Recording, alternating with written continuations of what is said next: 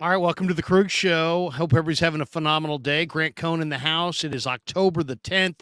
We're brought to you by Pig and a Pickle, the best barbecue in all of Northern California, New York-style Italian sausage, and Marin Auto Glass. Niners are 5-0. The Browns are next. A very impressive win on Sunday Night Football over the Dallas Cowboys. Grant, how are you, man? Good to see you. I'm hanging in there, man. I'm scratching and surviving. How you doing?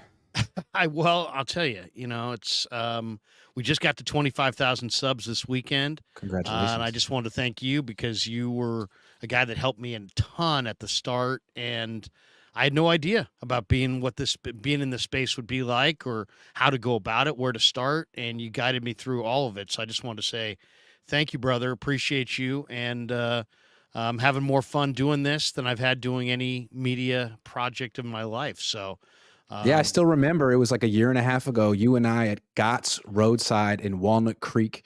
You brought a pad and a pen, and you took notes on the whole thing, like every single piece of the process. And now look at you now, man. 25,000 subscribers in a year and a half. That's huge. Unbelievable. And your channel is continuing to blow up. Where are you right now? Are you at 70 yet?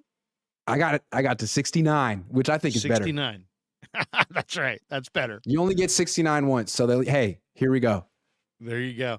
I just finished, before we sat down, watching the JT O'Sullivan quarterback school on the Dallas game. And, I was impressed by Purdy the other night, but man, after watching JT O'Sullivan kind of go through it looked, first of all, every time I watch JT, I think, okay, if there's any part of people out there that think that this isn't sustainable, I don't know that that's the case. I think that this probably is sustainable because you've got the combination of these weapons plus Kyle's play calling and Brock's skills. If it was just one of the three, maybe it wouldn't be sustainable. But with all three going, you can see it when you watch the All-22. Purdy's playing at a really, really high level right now.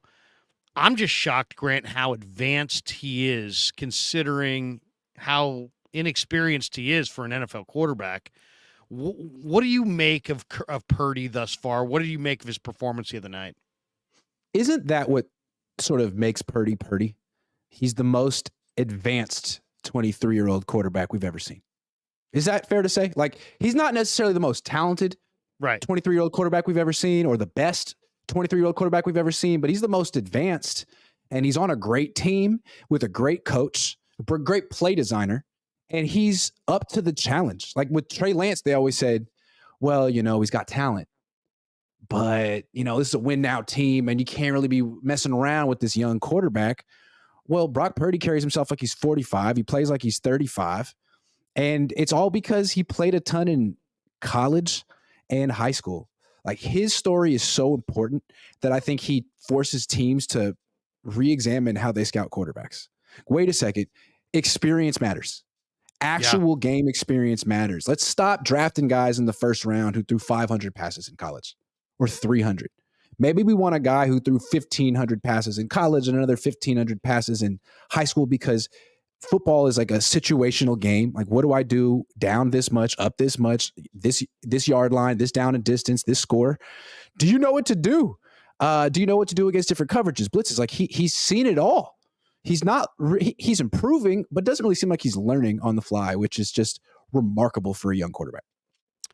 I just think that when you can throw the anticipatory pass, I mean, it's just with timing and touch and that kind of thing and accuracy. It's like if Ayuk knows what route he's going to run, or Kittle knows what route he's going to run, and Purdy literally can start his motion and start to release the ball before they're even making the break, how do you defend that? How do you defend a quarterback who's throwing to a spot and a receiver that's in lockstep with this quarterback who's running to a spot when the ball's coming out on time with accuracy? There were 3 or 4 balls that JT highlighted that Purdy throws the ball before Kittle's made the break, before he's even faked to the corner and then cut back in.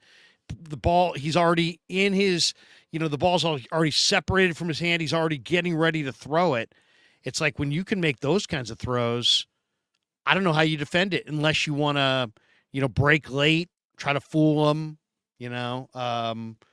But right now, it's like this guy. I just think I don't think there's a way that it's not sustainable. It's absolutely sustainable, and it's to me it's absolutely amazing that JT O'Sullivan, Grant, described his anticipation as world class anticipation. Who does that? Mahomes doesn't do that. Mahomes is great, but Mahomes doesn't throw with that kind. Rodgers does. There's a few quarterbacks that do, but Mahomes and these guys get by with great arm strength, great weapons, great play design. But like Rodgers is the only guy that I've seen recently that he's throwing the ball to a spot. And that's what Brock's doing right now. He's throwing it to a spot. Now, is it going to continue? What do you think? This week, for example, we get the Browns rolling in, and we get a chance to see the Niners D, which is number 1 in points per game, or number 2 in points per game, 33 a game, against a Browns defense that's the number 1 defense in total defense, the number 1 pass defense. Will he be able to do it Sunday against the Browns, or do you see this game as a trap game? It's going to be interesting. The Browns have the number 1 defense in the league. And it's like, there's only one way to slow down the Niners offense. It's sustainable for sure. They've been doing it for like 15 games in a row. But the only way you can shut down the Niners offense is if you dominate the trenches, because the Niners aren't super strong in the offensive line. They're solid. They're okay. And they're schemed well and they can work around it. But if you can just blow them up in the trenches, you got a chance. And I think people thought that the Cowboys might be able to do that. They were not able to do that. The Niners did a great job against Micah Parsons, but that's kind of a smaller defensive line. Like, we know what the Eagles defensive line can do to the Niners. Like, they didn't just knock out Purdy, they knocked out Josh Johnson too. Like the Niners couldn't even compete in that game. Maybe things have changed, but against the Browns, you're looking at Myles Garrett, Zadarius Smith, Shelby Harris, Dalvin Tomlinson. That's a pretty good D line. I just want to see, like, if there's pressure in Purdy's face all day and the run game isn't working, which quarterbacks face on other teams all the time, and it's a real tough sledding, how does he do then? Usually most quarterbacks, even good ones, struggle into that. So it's like the real test is coming for Purdy. I don't know if it's this week. What do you think? I don't know what to expect, because this Browns team really looks awesome on D. They really do. Myles Garrett looks like Bosa, maybe better. He's playing really, really well. And then you mentioned they now have Zadarius Smith, and Shelby Harris once upon a time was Seattle's best interior rusher, right? So they got a lot of guys, that you really all have to be kind of doubled. And then when you look at their secondary, Denzel Ward is as good a corner as there is. Yes, he is. Delpit and Thornhill are really good safeties. And then Newsome, the Northwestern kid, and Martin Emerson, those guys are good corners. So I don't at linebacker they have a lot of speed. Wusu Koromoa flies around, and Anthony Walker, another guy, came over from Indianapolis. He can run really well. So in a lot of ways, I see a lot of the same things I see with the 49ers, but maybe even a better talent on the corner. So and they have Myles Garrett. Myles Garrett. He's better than. Well, I don't know. Is he better than Micah Parsons? Might be. Yes. Are they going to put him against Colt McKivitz the way the Cowboys didn't put Parsons against McKivitz? Maybe. I would hope so. I don't really care, but I would, just for the sake of competition. Where is the Niner O-line in your mind? Is it a strength? We all thought it was a weakness. McKivitz has basically graded out similarly to McGlinchey, just for a whole lot less money. Banks is now. What's Banks' status? Is he going to go in this game? Not sure. He's got they haven't said at least yet. That's not a bicep. That was going to be a bicep, but it's a shoulder. What's your evaluation of the Niner O line? I know they're undefeated. They're scoring a lot of points, but are they doing it in spite of the O line or because of the O line? I think they're doing it in spite of the offensive line, which speaks to how good Purdy is and how good the weapons are and how good Kyle Shanahan is. But I'm just like, not that PFF is the end-all, be-all, but let's just look at their PFF grades across the board. Colton McKivitz got a 58.8. That's not great. Spencer Burford's got a 49.5. Jake Brendle's got a 61.7, and Aaron Banks has a 50.7. So PFF isn't super impressed, and yet the Niners are cruising to victory. So it's not an issue yet. But against one team in the league, it might be an issue. Philly. Or two, maybe Kansas City. You know what I mean? Like against a fellow Super Bowl contender, it might be an issue. The Niners haven't faced one of those yet. Dallas is a fraud. But I'm still looking at that because that's like the only issue on the team. If the team has a weakness, it's those 4 players and Isaiah Oliver. That's it. You just said there Dallas is a fraud. Yeah. Let's hit that for a second. Yeah. We're singing from the same, as Lo Neal would say on the 95.7 The Game pregame, same church, same pew, Yeah. Well, I agree. I agree with you. I think Dallas, there's all this talk about Dallas this, Dallas that. I think that's a lot of just these talking heads love to talk about the Cowboys because there's a lot of Cowboy fans out there. They don't have Dalton Schultz. It's a one running back team. Their offensive line's banged up. They got a new coordinator. Dak is okay. I think Dallas is not near. Like, let's just say if you have a list of contenders, let's say there's 4 or 5 of them, 3 or 4 in the AFC. Let's say Niners, Cowboys, Eagles, Lions in the NFC. I think Dallas is the weakest of the contenders. I mean, I thought their defense was good, but the Niners made it look ridiculous. And their offense stinks. Mike McCarthy's terrible. It's like they use the same formation all night. They use no motion, it's like they're stuck in 15 years ago. Dak Prescott's terrible. That team's going nowhere. The teams that matter in the NFC are Philly and the 49ers. Maybe Detroit. Maybe Seattle. Is there a 5th team? I mean, I don't even think Seattle, but I don't even know about Seattle. I don't even know about Seattle. So 3, maybe 4 teams that matter, or 2. Right. 2 essentially. What do you got in the AFC? Patrick Mahomes and Josh Allen, just cause. And then, where are you with Miami?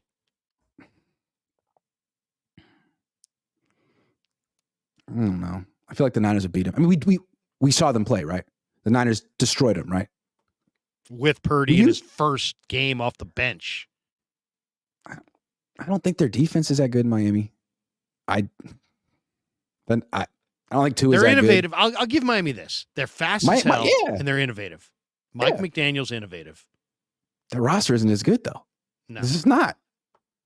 So there's like 4 teams that matter in the league. So it's kind of like college football. It's like the Niners or Alabama. I know. It's like, okay, you beat Florida. Good. We'll see what happens when you face Ohio State. That's what it's all coming down to. Right. It's like Georgia, Bama, nice. Whatever the 4 or 5 best teams are in college. That's what it is now. After the game, most guys say nothing. Except sometimes there's a corner who says something. And that's what I love about going to talk to the corners. I didn't get this from them, but I saw in the notes as I was doing my live stream in the post game. Diamador Lenor was like, "Yeah, we're I can't paraphrase it, but it was like something along the lines of, yeah, we're the best or something, It's like, and nobody's close. I mean, it was something like that. And it was like I saw that and I'm like, yes, I love Demo. He's just, but what do you think of him right now? And I mean, to me, he is playing Grant like one of the most improved players on the team. He went to the Mamba Center in the offseason, and he just looks worlds better. I mean, just worlds better. Here's his quote. Okay, here's his quote. Do you think this puts you guys at the very top of the NFL as a team right now? He says, for sure. When you look at that game and look at the other teams, it's not even close. I even try to give people the benefit of the doubt, but it's not close. I mean, that's awesome. I love that confidence, but that's what he says about the. Who's that? Jimmy Ward. I bet you reminds your dad of Tim McKyer. Oh, you'd have to ask him. But to me, that's Jimmy. Jimmy Ward wasn't afraid to say stuff like that. Jimmy Ward's cool. Diamador Lenore is cool. I like Lenore a lot. And to me, he's like the new Ward in the sense that he's the best player no one knows about on the Niners. The Niners are a really high profile team, like the Cowboys and the Steelers and the Packers. And if you're good on the Niners, chances are you're really famous. Like Purdy, like Dak Prescott is way more famous because he's on the Cowboys than he would be if he was on Washington. But there's always some players in the Niners who fall through the cracks for no reason. Jimmy Ward was one forever, and now it's Lenore. He's terrific. The Niners almost never bring him to the podium. They don't. No, like they don't promote him. I don't know. They don't promote him at all. It's always the usual suspects: Kyle Juszczyk, George Kittle, Fred Warner, Nick Bosa, Christian McCaffrey, Brock Purdy, and one of the wide receivers. That's who goes to the podium. Other than it's like, what about? Can we get Lenor? He's great, but they won't promote him. Don't know why. And so I like talking about players like that, guys that the Niners just sort of take for granted and throw out there and don't give any love to. You're not going to see him in any commercials like Christian McCaffrey. Man, his commercials are everywhere. Same with Purdy. Purdy with his Toyota truck. Kittle. Oh, Kittle's everywhere. Does Kittle really wear those cheap sunglasses? I got to ask him that. Are you really? They're not even sunglasses. They're like glasses that you wear when you're like looking at a screen, so you don't like, dude. You don't work in an office. You don't have a 9 to 5. What are you talking about? But yeah, okay. Let's hit a couple supers here. Mike D 49 says, Grant and Larry, who would you take, Jimmy G or Dak Prescott? Down 6, fourth quarter, 2 minutes left. I'll take Dak. Yeah, I would too. I don't take Dak. I don't believe in Jimmy. Jimmy. I saw Jimmy the other night. You see that ball he threw to Mayer? That's the kind of thing Purdy just hits him in stride, big rack, big run after the catch. Incomplete. Well, Purdy's the best quarterback in football. Well, he's playing well. He's playing well. He sure is. He's playing really, really well. He sure is. We got a couple more here. We got Keith Murphy, the unbeaten, says, no, it's not a real test if P.J. Walker is starting. Is P.J. Walker going to start? First of all, what do you make of what's going on with Deshaun Watson? I mean, not injury-wise, but just doesn't seem like the same guy from a couple of years ago. What's going on there? I don't know. It's almost like he went through a major thing in his life and hasn't recovered. Right. I don't know. Maybe it affected him. I don't know. That's the serial issue he has. Middleman Exotic Snacks says the Broncos got fleeced with the McGlinchey deal. Man, I wonder about the Broncos. Sean Payton is going to get everybody's A game. Did you see what Robert Saleh said to him at the handshake? Stay humble. Stay humble. Man, I love Robert Saleh. I love it. I love it. I love it because it's such a not a humble. It's such an in your face thing to say in a humble way, and he got him because he said that thing about Nathaniel Hackett being the worst coach ever, essentially. Like, hey, which you just don't do. He crossed the line, man. Nah, you don't do that. You don't do that. You don't need to do that. Yeah. Why would you do that? And you know what it does is see, in the NFL, what people don't realize, sometimes you get a team's A game. Like I think the Niners may have spit out their A game against Dallas. But guess what? If you play enough games, sometimes you get the B- game. Sometimes you get the C+ game. Well, what Sean Payton got guaranteed or is getting guaranteed is everybody's A game because he broke the code and went outside and talked a lot of trash. And now it's not just the Jets. Everybody is bringing their A game against the Broncos, and the Broncos can't handle everybody's A game. Could we talk about Mike McGlinchey for a second, though? Yeah. What were the Broncos thinking? I mean, I don't understand these teams that look at a free agent that the current team that drafted this dude in the first round. The Niners didn't want Mike McGlinchey. They were nice. They're like, oh, shucks, we can't afford him. Like, nah, man, they'd rather have Colton McKivitz at $1 million than you. And the Broncos were like, oh, the Niners don't know what they have. They were with McGlinchey for 5 years. I know exactly what you don't know McGlinchey. And you're going to give him $17 million a year? Get to know Mike McGlinchey. I could have sent you like 3 or 4 videos, some cut-ups, but no one asks me. And that's why I only do quality control for one team, Larry. Just one. You know what it reminds me of? It reminds me of that Niner regime way back when they kept signing guys like Gabe Wilkins and Nate Clements to big deals. And it's like these guys were drafted by those teams, and those teams are letting them walk, and you're going to pay them monster money, and neither of those guys wind up doing anything. Why? Yeah, like why? Book was out on Mike McGlinchey. The Niners did a pretty good job of PR in that and covering it up and saying, oh, no, he's good, he's good, he's good. I'm sure they're so glad he's gone. No offense, but wow, he's expensive to be Colt McKivitz light. Exactly. Who's better? Mike McGlinchey or Colt McKivitz? I think McKivitz. Now, McKivitz has been really good at, blocking for the run and struggled this year against the pass. But if you said have me evaluated, I would say McGlinchey could be slightly better as a run blocker, and I would take McGlinchey slightly, or I would take McKivitz slightly as a pass protector. But when you factor in the money, it's a no doubter.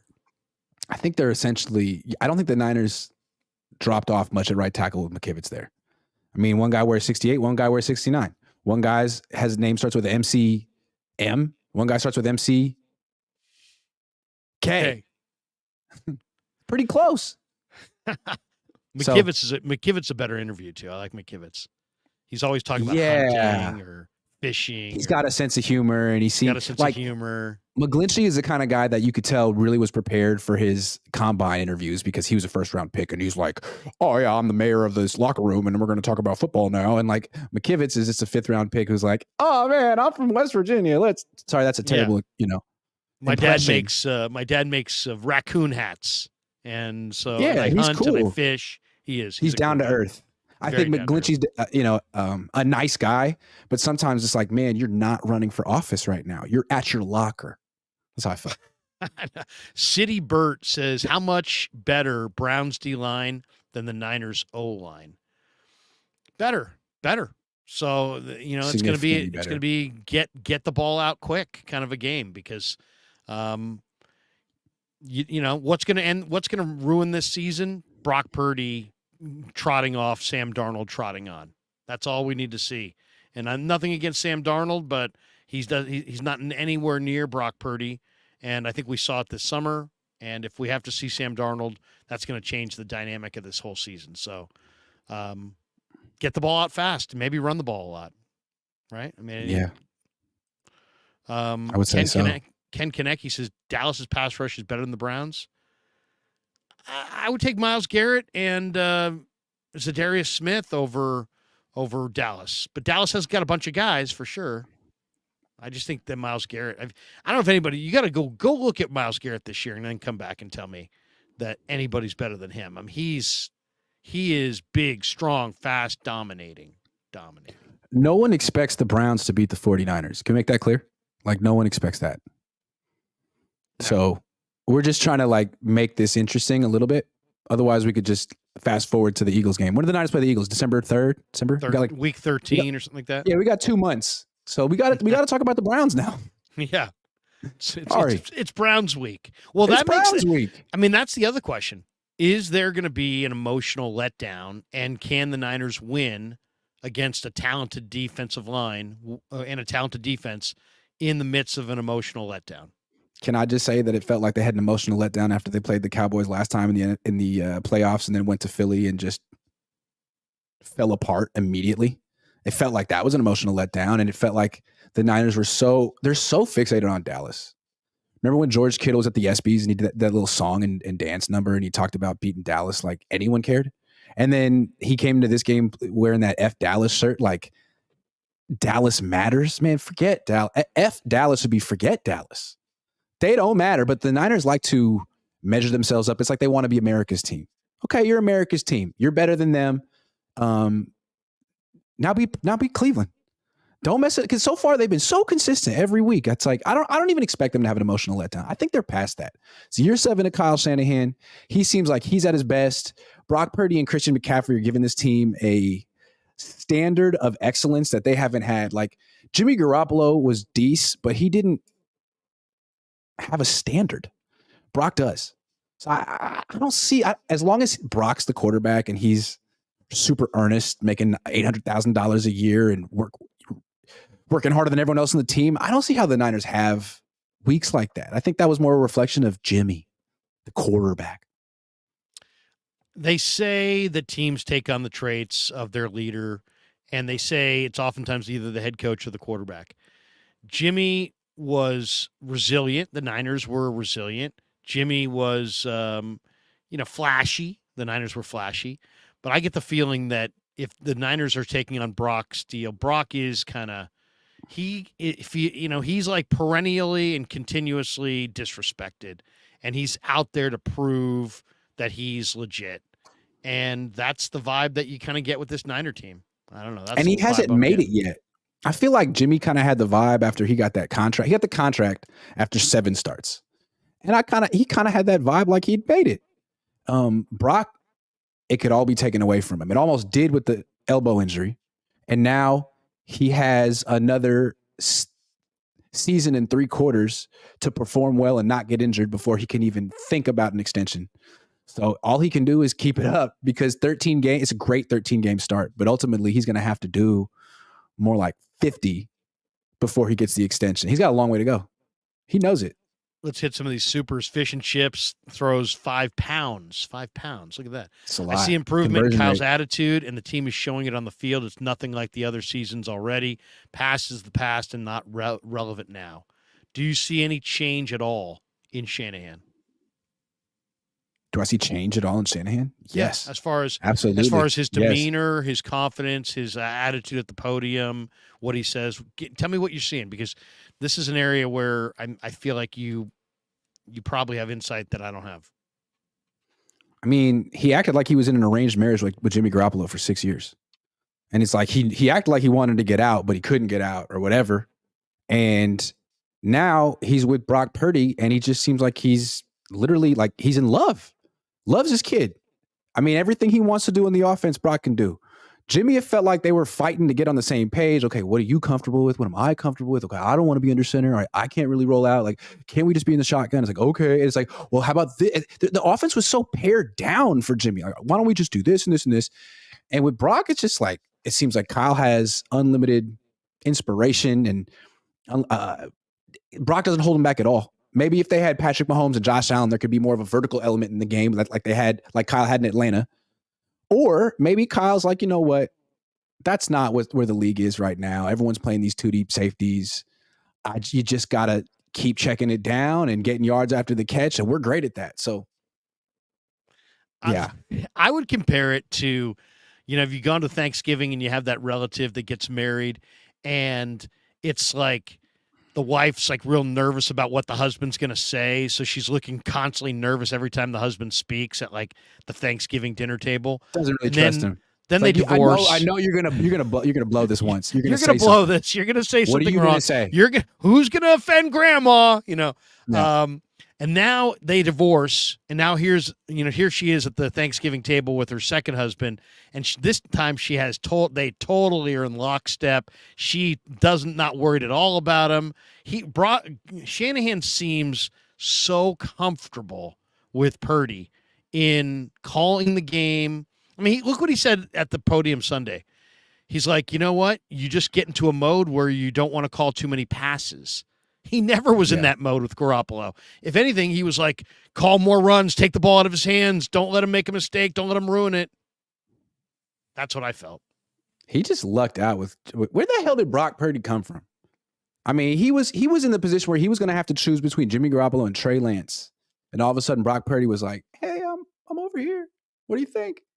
And then it was like, time slowed down. It was slow motion. There was like doo-wop music playing. And it was like, why do I feel this way? Thinking about you every day. And I don't even know you. That's what it was like for them. And now it's just, a thing of beauty. I got nervous as hell. I'll tell you when I was nervous as hell. The final practice before last year's cutdown, when Brock Purdy didn't play, and he was playing catch with Tay Martin on the side, and it was Sudfeld. It was only Sudfeld, and I'm like, oh my God, is it possible that Shanahan and these coaches don't realize what they have in Brock Purdy? Because I was convinced. I thought Brock Purdy was good, man. I really did. And then a lot of talk was like, hey, no. $3 million, Sudfeld, $3 million. They're not going to cut him. And then Brock, the last day of that, before the cutdown, got no reps. And I think looking back on that now, that was probably to see if they could bluff somebody else into trading a draft choice for Sudfeld. And they couldn't, right? Didn't they just cut him? Didn't they cut Sudfeld? Or did they trade him? They cut him, right? I think they cut him. You don't remember? Frank Tom Hoshin said, going to Cleveland, Grant? Great show. Studs. Thank you. I'm taking the trip off. I'm trying to save a little money. I'll be back. Not going to Cleveland. Taking away. You don't go. No, I never go. Nah. I never It's go. a lot of money. These trips are, and especially like random Midwest spot. It's like, okay. You're not dying to go to the Rock and Roll Hall it's like of Fame? change planes, and then that's expensive. And then there's like 3 hotels in town. Have you gone every time? Do you go every trip? Pretty much. I went every trip last year. I've been every trip. I'm just taking a few. It's expensive, man. It's expensive. Also, it's the long season, and I'm pacing myself. Well, not only that, you start to run into weather, don't you? I mean, Cleveland. I mean, what's the weather going to be like in Also, I'm Cleveland? not trying to talk bad about Cleveland, but I'll skip that one. You, It's I Cleveland. know when Brian Sabian was the general manager of the Giants, he never would go to Denver. He hated Denver. Talking Head says this It's all Cleveland right. game. Well, I like Denver, but I think he just hated I Coors like Field. Denver. He Oh, hated okay. Coors Field. The Okay. games are endless. He objected to Talking it. Head Okay. says this Cleveland game was my spoiler alert. Cleveland defense is arguably 1 or 2 in the league. Very windy and rainy away game. We'll see. Okay. Ezio Sanchez, congrats on 69. Telling my peeps to sub to get to 420. Yes. There you go. 69,000. That's fat. Fish and chips. Grant, are you going to return to your journalism? Oh, he's calling you a shock jock. Okay. That's okay. No, it's GC. Are you going to return to journalism rather than being a shock jock? It doesn't become your family rep, and you have lost me. Sorted out. All right, man. I'm working on it. I feel like I've been better the last 3 weeks. What do you think? Let me know. Give me some feedback. I'll take it. I'm working on it, fish and chips. I'm sorting it out.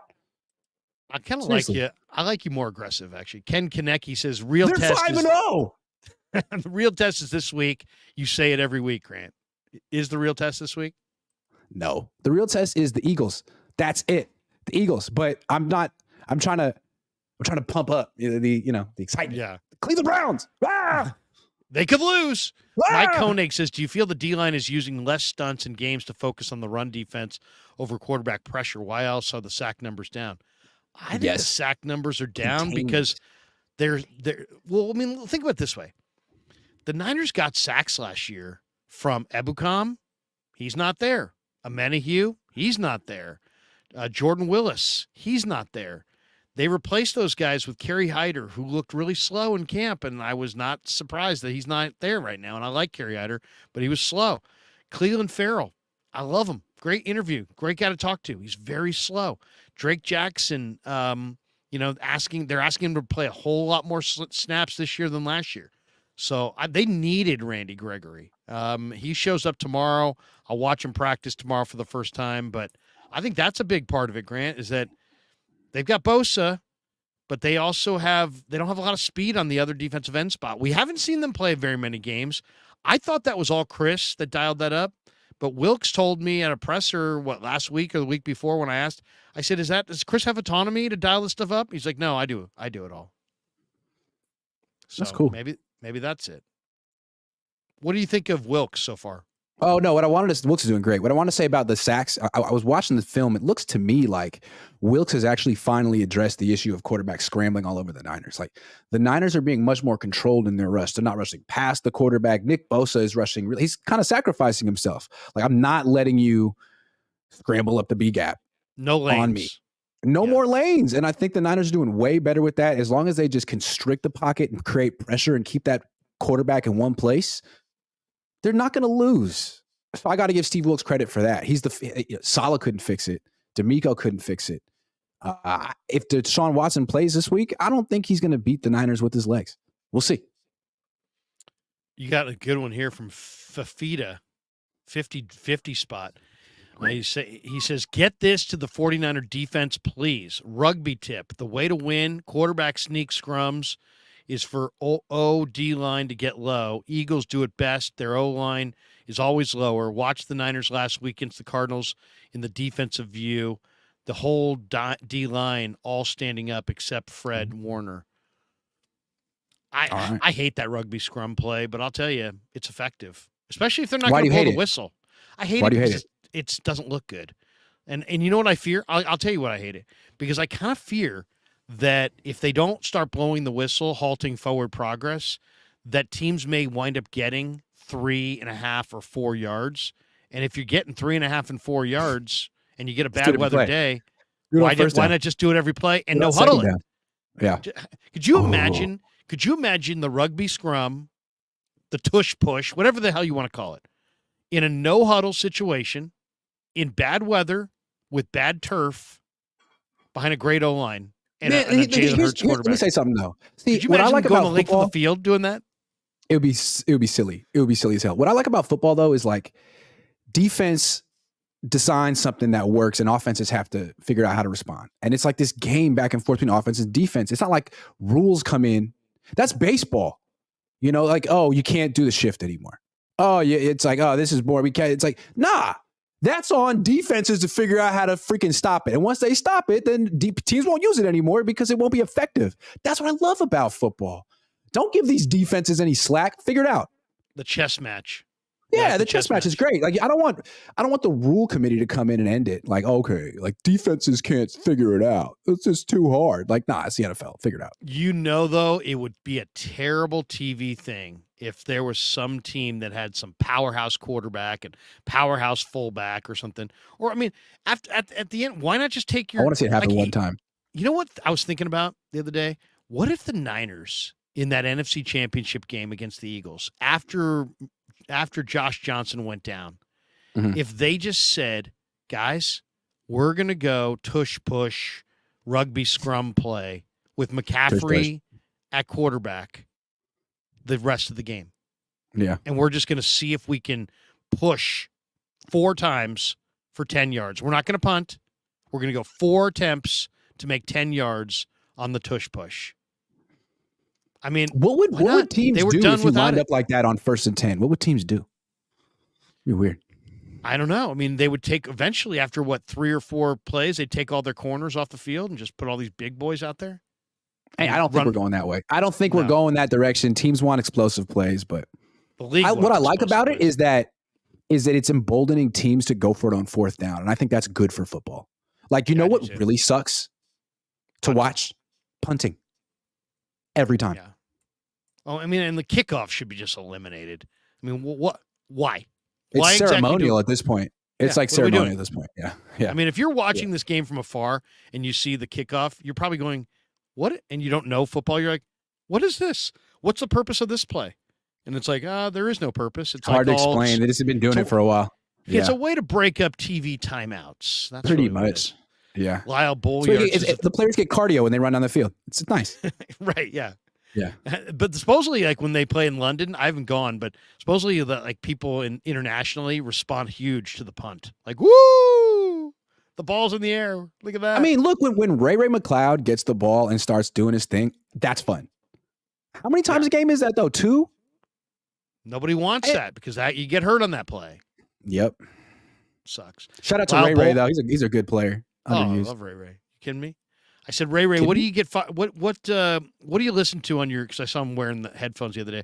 I go, what do you listen to before the game? He's like, 50 Cent High all the time. I'm like, all right, there you go. Love that song. I can sing the whole thing right now, but I'm not going to because it's not my channel. Little deuce in your boot. Lyle Bolliard says if the Niners are going to get Patrick Surtain, I think they better get him now. Dallas may go after him after the Niners beatdown. You like the deuce in the boot, didn't you? Deuce in the boot. Like, wow, I didn't see that coming at all. See that coming. Larry Krueger, a wild card. If you ever drop that on you. I'll drop that on you. My man Kinlaw the other day said that he was what was he saying that he was listening to? I forget exactly. Kodak Black. Okay, he's got some jams. He's got some Kodak Black in there. Okay, all right. I told him I had some Kodak Black, and he dapped me up. He said, "Oh wow, Kodak Black. Who knew? Don't lie to him." No, I did. I got some Kodak Black. Transporting. It's in my playlist. There you go. Wow. Did I say you were a wild card? You're a wild card, Larry. Seriously. Watch out. Here he comes. Don't let these grays fool you, man. Don't let them fool you. Stunna's 2 times says, I think you forget it's a rivalry game, LOL. Yeah, man, that classic Niners-Browns rivalry. Who can forget? Back to this super, though, on the Surtain. What do you think? I mean, the Niners get Randy Gregory, but they don't move any money. They don't really move any picks, right? Because they may literally be moving back like 1 or 2 spots in the draft from the late 6th to the beginning of the 7th with that pick. So they moved very little to get Gregory. It was almost like a free trade. If you're John Lynch, what's your prediction on John Lynch? Are they going to roll over? He says he wants to roll it over for Ayuk and all these other contracts, but you're in your Super Bowl window. I was looking at a list today of guys who could be traded before the end of the month, the trade deadline. Surtain was on the list. Brian Burns, Frank Clark, Marcus Davenport, Justin Houston, Yannick Ngakoue. And then there's a couple DBs, Adoree Jackson, Surtain. And then there was one that I thought was kind of interesting as well, Zach Ertz. Could you see John Lynch trading for Zach Ertz or a corner or another D end before the deadline? Because they got 40 million plus, and they got a full complement of picks, and they're inside their Super Bowl window. Should they make another addition, or should they just go with what they got? What are the trade deadline moves they've made? McCaffrey, Sanders, anyone else? McCaffrey. Well, they picked up a Menahue and Willis prior to the deadline. But those two big ones. Yeah. Like McCaffrey, it's because they were falling apart at running back. Jeff Wilson Jr. was hurt and fumbling. Elijah Mitchell was out. Like they needed a guy. And then when they got Emmanuel Sanders, their starters were Dante Pettis and Marquise Goodwin. And Debo. They definitely needed a guy. Like now it's hard to say that they have a clear weakness on a team. Like Surtain, yeah, but what is their weakness? Would you move Lenore inside? Like he's really good outside. I don't think that's Thomas their weakness. Yeah, but he doesn't even play. Is Isaiah Oliver their weakness? I mean, he hasn't lost them any games yet. He's made some plays. Yeah, and I don't think you're getting a starting right tackle at the trade deadline. Now they do have the cap space for him, so who knows? That could be something. If a team starts tanking and they have an offensive lineman that they don't want or they can't afford, and someone magically becomes available, the Niners could do that. But they may want to say, like, you know what? We're cruising. We're leading the league in point differential. Let's not mess with this right now. We added Randy Gregory. That's a nice little addition because Drake Jackson wasn't really doing much. Other than that, if they can get a right tackle, sure. But I don't know about that. I don't think that's possible.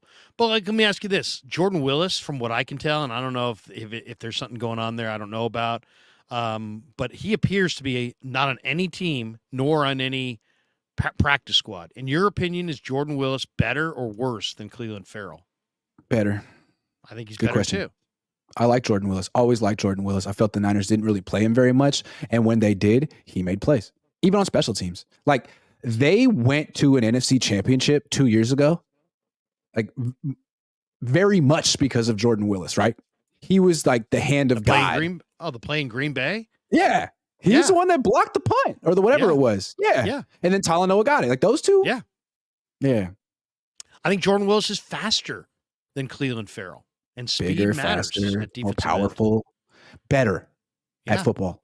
I wonder if they would if Cleveland Farrell, because Cleveland Farrell looks like the kind of guy that he can't get to the quarterback unless he fakes like he's going around the corner and then knifes back inside. If you give up the inside lane to Cleveland, he can get to the quarterback. But if you just force him to run the loop, he can't get there. He looks like a guy who can't get to the quarterback. Full stop. Right now, he's been in the league a minute and a half. I don't think he can get there. I don't know. I mean, they brought him on the team to like set the edge and stop the run. Cool. I mean, he's doing his job. The defense is great, so I don't think they're mad at him. They know what he is. And now they got Randy Gregory too. Do you think Randy Gregory will play all 3 downs, or he'll be a 3rd down guy, and Drake Jackson will have to take a step back? I think he's going to play in a rotation. I mean, that's like a safe way out, right? Because Chris plays all of his guys in a rotation. That's all right. But he plays them kind of. I don't know. It's weird. Does he? I notice more series to series than like 2nd down, 3rd down. Though there are some downs. Yes, I agree. Which is wild to me because like there'll be series will have all the starters out, and it's like, hey man, I mean, you're going to give up a touchdown on this drive, but it's like, okay, if that's the only touchdown you give up all game, it's fine. Weird. And then all of a sudden, let's say they get on 1st down or 2, here comes Bosa. Then you see Bosa on 3rd down. I would like to see Willis if he's out there and available. Bazamian says every single championship game Kyle lost in his career, Super Bowl, NFC championship games, the opponent always has a superior quarterback. Maybe the year that changes because of Brock. Yeah, I don't know. Is Brock? I don't know how good Hurts? Brock is because he's on this great team. It's hard to tell. It'd be easier to tell if he was on a mediocre team, but I think it's obvious that he's way better than Jimmy Garoppolo, and that's significant for this team, considering how far they made it with Jimmy. He's way better than Jimmy. Way better than Jimmy. I mean, all you got to look at is Brock against Steelers in Pittsburgh compared to Jimmy against Steelers in Vegas. Night and day. Brock has a better feel and handle for the system after 13 games than Jimmy Garoppolo did in 6 years, man. That's true. I mean, just start right there. Brock Purdy just puts in more work mentally than Jimmy Garoppolo ever did. They used to always say, like, hey, Jimmy's good. Wait till he gets the system down. Wait till he's in year 2, like Matt Ryan. Remember when Matt Ryan finally got it, how freaking good he was? MVP. That's Purdy. That's Purdy. He has that kind of a handle on the system. Jimmy, I don't know if he ever cared to. I don't know. I'll say this too. I'm in that locker room all the time. I know you are as well. Late last year, when I would interview Kittle or Juszczyk, they loved Jimmy. They would never cross Jimmy, but you could tell they thought Brock was better. They didn't want to say it. They didn't want to say it, but they thought. Dude, Jimmy knows Brock is better. How about that? It means more to Brock than it meant to Jimmy. Yes. Jimmy didn't seem like he wasn't as into it. He kind of strikes it as a guy who could take it or leave it. Like, man, I made $150 million doing this. I'm really rich. I'm good looking. I'm 32. Like, it's cool. It's glamorous. It's fun. But, like, I don't have to do this. I don't have to do this. Like, Brock is like, I was placed on earth from the powers that be to do this. And let me tell you something. God is a big Brock Purdy fan. I know I'm just trying to make him, proud of me right now. Like, he is so self-assured. Like, this is his calling. His calling. I mean, it seems you want to bet on someone who's that determined. All I got to say is if I was Kyle Shanahan, based on this situation, I'd head to Vegas because you're living right, man. You got this guy in the last pick in the draft. You're living right. Nah, I wouldn't do that because Kyle. The problem with Kyle. You still fear He's Kyle. Had some big flops and big games. Like he's great, man. But when the big test comes, he's only failed. So Brock hasn't done that. McCaffrey hasn't done that. Like Kyle has that baggage, those skeletons in his closet. So he has the best team in the league this year. You're the best coach, supposedly. You got to get this one done, Kyle. Like you can't find a way to not win the Super Bowl this year. You got to get it done. You're the best. You got it all. You got it all. The burden of expectations. Yeah, you gotta. Otherwise, if you lose, you find a way to lose deep in the season. Man, that's you. At a certain point, you have a character flaw, and you're not going to change it. You're too old. You're too stuck. It's just you. So I think we're looking at Kyle Shanahan as a guy who's sort of a new Kyle. Well, it's interesting. Kyle. That's an interesting point you're making because it's like basically what you're saying is Purdy's so good that he's isolating Kyle. So if they don't get it done, the best out of Kyle. Well, isolated. Yeah, I see what you mean. You know what I'm saying? I see what you mean. Yes, it's on you, dude. And you can't point the finger at your quarterback anymore. Like, why don't you ask Jimmy Garoppolo about that? Like, nah, you can't do that with Brock. He's the real deal. You said it. He's playing like it. It's on you. It's on you. Now, him saying he's the real deal looks prophetic. Mike Monahan says, I like the new Grant. Less sour. I kind of like the old Grant, actually. Mike Monahan says, 49ers saying Brock was 4th round grade.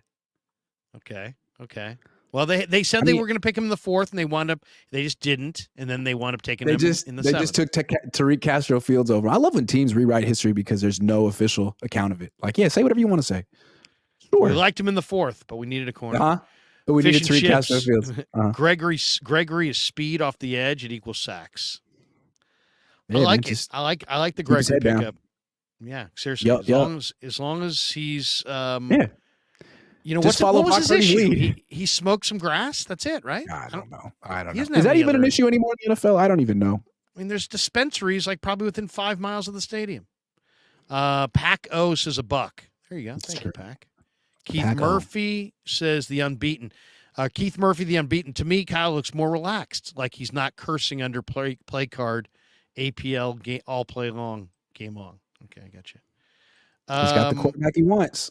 He does. He absolutely does. Keith Murphy says Grant is Joakim Noah, who wants to go to Cleveland. It's far. It's expensive flight. It's Cleveland. I'm sorry. I'm giving myself the week off. I'll make more money at home. Sorry. Seriously. Plus, I mean, you can come on right after the game. I love it when they go on the road because I can come on right after the game. Good point. I don't have to wait. And I have to wait 3 hours, yeah. Yeah, 49ers says, did we forget last season? 49ers ready? Real talk. Real talk. I like when people say real talk. It's like, oh, dang. He's not messing around. He is not messing around. Not messing around. Real talk. Matt McKeon says, or Matt McKeon. McEwen. He says, McEwen.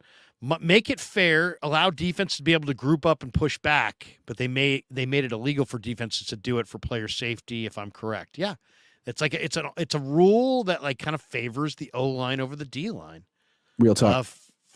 Fafita, another 10. He says, quality control and Krug. I didn't waste $50 plus this one for y'all to not get my message to the Niners D. Watch the film and tell me I'm wrong. Lowest man always wins. Use this tip to win against the Eagles. Quarterback sneaks. Real I'll talk. pass it. You know what? I'm gonna tell Wilkes. Wilkes, quarterback sneak. Real talk. Ryan J says, other great part of Surtain is he's still on his rookie contract for 2 more years. Make it happen, Niners. Probably means you get real talk. One pick. Real talk. That's real talk. That's real talk.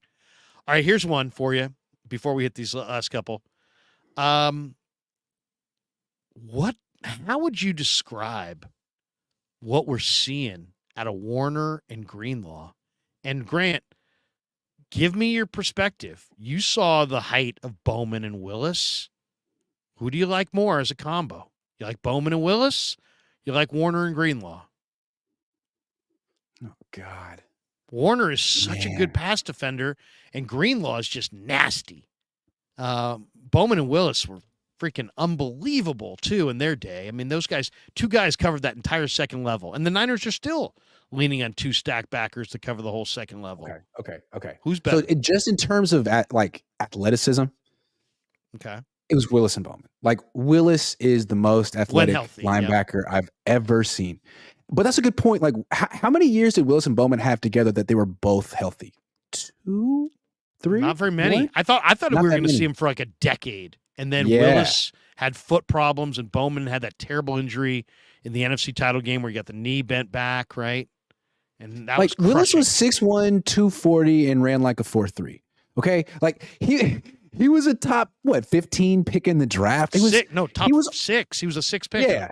Okay, so he was on a whole different level, and he was that good. And Navarro Bowman, he's a great athlete too. Second-round pick out of Penn State. Great athlete too. I feel like Greenlaw's kind of like a mini Patrick Willis. He really plays fast. He's not as big as Willis was. He plays fast, his fast. Warner's just so different. He's 6'3". He's so smart in coverage. He's always around the play. He seems like such a big part of his game is his size. Like in zone coverage, you can't throw over him. You just can't. He just takes away the whole middle of the field in zone. I've never seen a linebacker do that like him. Maybe Brian Urlacher when I was a kid, but this guy's the best, and he's a ferocious tackler. Like, he's way stronger than he was 4 or 5 years ago when he first came in the league. I mean, he's one of the more he played nickel in college. He's one of the more unique football players I've ever seen. And you're there at practice. He gets like on a random Tuesday when the energy's low. Fred Warner gets him rolling, and Dre Greenlaw is a tone-setting player of the highest order on game day. So I'm leaning. Even though Willis and Bowman were spectacular, I'm gonna lean. I think they were better athletes. I would say I'll take the Greenlaw Warner combo right now. I love that. I also feel like I've always kind of felt that Kyle isn't really a leader. Like, he's really good and players play hard for him. He's a great play designer, but he's so laid back, and he really empowers his players to lead, which is great. I mean, these are grown men. And so I think he really empowers Fred Warner. Fred Warner is the head coach of the freaking team. Fred Warner and Brock Purdy could each be a head coach. They have that kind of temperament. They're the quarterback of the offense, quarterback of the defense, and they're both so serious and such great leaders. Off the charts, both of them. I think that's something to keep in mind. All right, 3 last supers, and then I got one more question for you. Nees says it's really wild to realize 2 out of 5 weeks we've had our backup quarterback out doing cleanup. We beat teams so bad. I can't remember this dominance. That's what it used to be like when in the Steve Young, you used to see Elvis Gerback come in and see Steve Young, Steve and Jerry Rice or something. Yeah. You see it all the time. NG49, Brock Purdy is legit. He's the reason this team's on a higher level than ever before. CMC, 2.5 yards per carry. Brock, 4 touchdowns against Dallas. I want to see it in the playoffs. Hold on. 2.5 yards per carry. Are you saying that to insinuate that McCaffrey's overrated? He was the focus of the game plan, and other people, he essentially got sacrificed for the benefit of everyone else. So, I mean, it doesn't have to be one at the expense of the other. They're both great. I know, seriously. Who would you say is the MVP of the offense of the team? I mean, the Which one? MVP is a quarterback award, and if you took out McCaffrey, man, you have other guys. If you go to Put Debo Darnold, I back think there. there'd be a Yeah. huge problem. So I'm going to say Purdy, but Not a Darnold you guy? can't slight it. I'm playing. really not. I'm just I've playing. never been. Playing. For Life Niner says Grant, your ass, all love, bro. Real talk. Real talk. Real talk. Real talk. Real talk. Sean Shepard. Shepard. What up, Grant Krug? The only thing that Watson is beating us at is the sheet removal and happy ending race. Heard he's the king at that. Finally, we have a quarterback. Keep it going, guys. Greenlaw is the heart. Too soon. That is such a weird story. I mean, dude, you're a good-looking pro athlete. You gotta lure people into stuff. I'm not testing that. Yeah. Okay. I probably shouldn't either. Brother Bob says it's pronounced Fred MF and G Warner. And then we got this one from Fish Federico. And Chips. That's his real name. Remember Federico is Brother Bob? His real name is Federico. Federico. That's a great name. I think he should go by Federico Warner. I mean, it's his life. Fish and Chips says, remember PW run down that Arizona wide receiver to save the game. Patrick Willis, I think, is the best linebacker I've ever seen play. I'm sorry. One of the greatest athletes of a linebacker ever. 8089. But I wouldn't say he was like the coordinator of the defense or the coach of the team. Like, he was very much of like the silent assassin, right. Sticks to himself, whoops you, like messes you up. But yeah. They fell in love with him. 808 Niners says the throw Brock Purdy made to Brandon Ayuk over Van Der Esch on the 20-yard line. Ian proves he can make any throw he needs in this offense, but can they stop the Eagles' run game? Even when Hurts is struggling, they lean on the run. That's a big question. And Brother Bob says, I'm saying it now, Niners 44, Brownies 6, book it. All right, last question I would have. Last two questions. Does Brock and the way he's playing, Grant, change your opinion of Jimmy Garoppolo? Oh, no. I mean, I felt like this was always my suspicion. I always felt with him was like, man, you're a high level backup, and you're playing with a good play designer and a good defense, and you win a lot of games like 21-19, but you're not that good. And once you don't have that defense and George Kittle and Deebo Samuel and all these things and Kyle, you're going to get exposed. And you said your plays freaking suck, man. Like, you got to live with that, because now you're with a coach whose plays really do freaking suck. And now Jimmy Garoppolo looks like he freaking sucks. Yeah, man. Like, I mean, either Brock Purdy's the greatest quarterback of all time and Jimmy is what he is, who's being elevated, and Jimmy Garoppolo is a pretty weak quarterback who's being elevated. I think it changes my opinion of Jimmy completely. It makes me think that Jimmy had the benefit of a great play caller, awesome weapons, and still couldn't get it done. And a great defense. And made similar mistakes over and all over. He would say is like, hey, I won. It's like, yeah, by 3, and because of your defense and your running game. Like, come on. Purdy's out here putting up 30 points every game, and like he leads the league in pass rating. That's what you could have been doing. Purdy's making Jimmy look bad in hindsight. NG49, I'm not sliding CMC. He's the man. I just see everyone saying maybe Brock is purely a product of talent around him. He's great in his own right. Sean O'Leary says Greenlaw is nasty, but I worry about his temperament. Will cost a big penalty at a bad time come playoffs.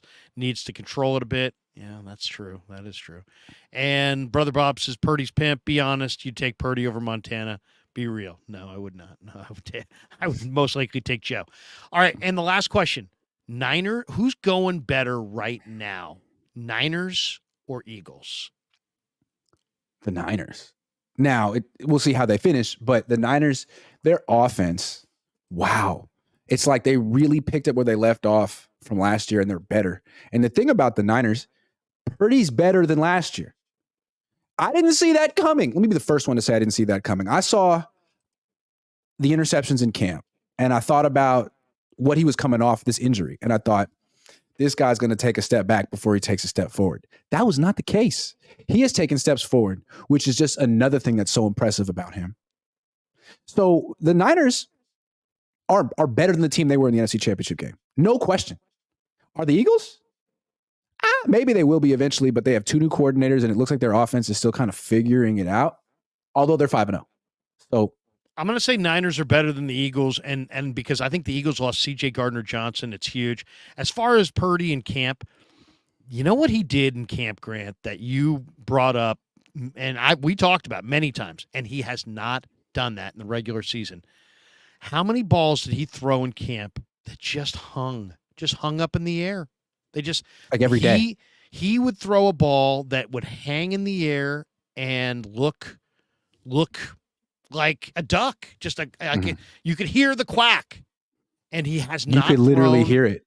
He has not thrown one ball like that since camp. Swear to you, he hasn't. But he did throw a lot of those in camp. He did. He actually did. I mean, with Jimmy would play how he practiced. The stuff he did in practice was the stuff he did in games.